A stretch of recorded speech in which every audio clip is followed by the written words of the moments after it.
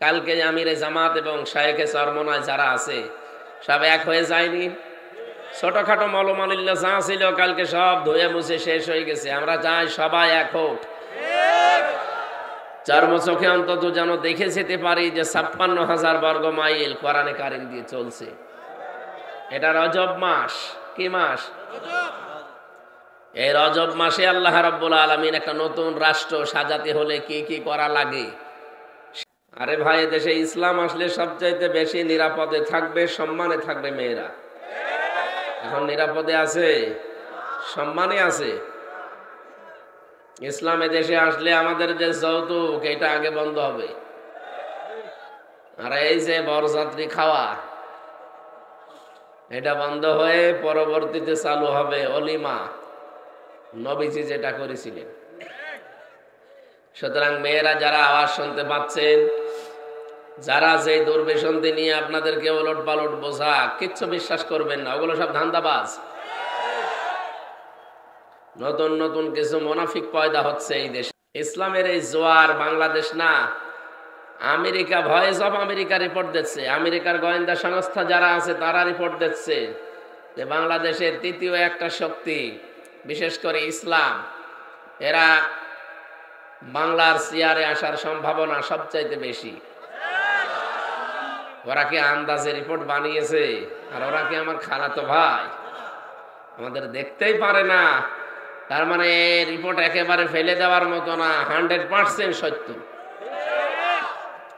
কোরআনে কারিমেও আল্লাহ ওইটাই জানিয়েছেন, ওয়ারাআইতান নাসা ইয়াদখুলুনা ফি দীনিল্লাহি আফওয়াজা। হে নবী, আপনি যখন দেখবেন যে আল্লাহর সাহায্য এসে গেছে, তখন আপনি বিজয় দেখতে পাবেন। ইযা জাআ নাসরুল্লাহি ওয়াল ফাত, যখন আল্লাহর সাহায্য আসবে তখন আপনি বিজয় পাবেন।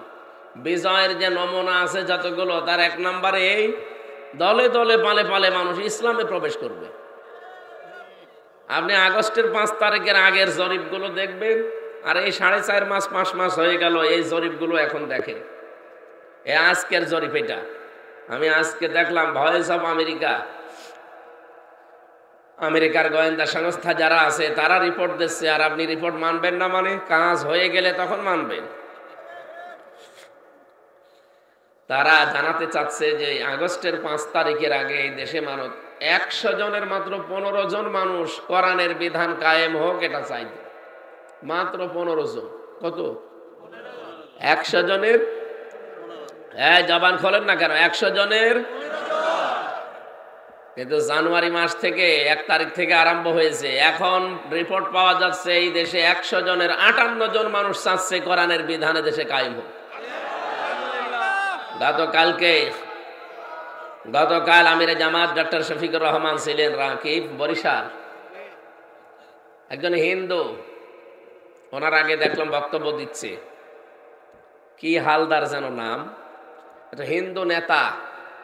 সে জানাতে চায় এটা যে এই দেশে জামাত, হেফাজত, এদের হাতে সংখ্যালঘু যারা আছে কোনোদিন নির্যাতনের শিকার হয়নি, নির্যাতনের শিকার হওয়ার সম্ভাবনা নেই। সুতরাং এদের কাছে যেহেতু কোরআন শরীফ আছে, কোরআন শরীফ এদের কাছে নেই, সুতরাং আমরা চাই এই দেশে কোরআনের বিধান কায়েম হোক, তাহলে আমরা নিরাপদে থাকতে পারবো। আপনি কারে কি বোঝাবেন? তারা সব বুঝে ফেলেছে। এই জন্য বিজয়ের যে ধারাবাহিকতা আমি 9টা পেয়েছি, তার ভেতরে প্রথম এই, মানুষকে দেখবেন দলে দলে পালে পালে ইসলামে আসতেছে। আমরা তো কিছুই বলি না, মানুষ এমনি আসতেছে। ও হিন্দু বেটারের জীবনে আমি কোনোদিন দাওয়াত দিয়েছি? ওর বিবেকের তাড়নায় চলে আসছে। ও দেখতে পাচ্ছে যে 54 বছর তো দেখলাম। কি কথা বলে না কেন? বাবা চালিয়েছিল, স্বামী চালিয়েছিল, ভাবি চালিয়েছিল, বুবু চালিয়েছিল, চাচা 9 বছর চালিয়ে 10 বছর জেল খেটেছে, কিছুই করতে পারেনি।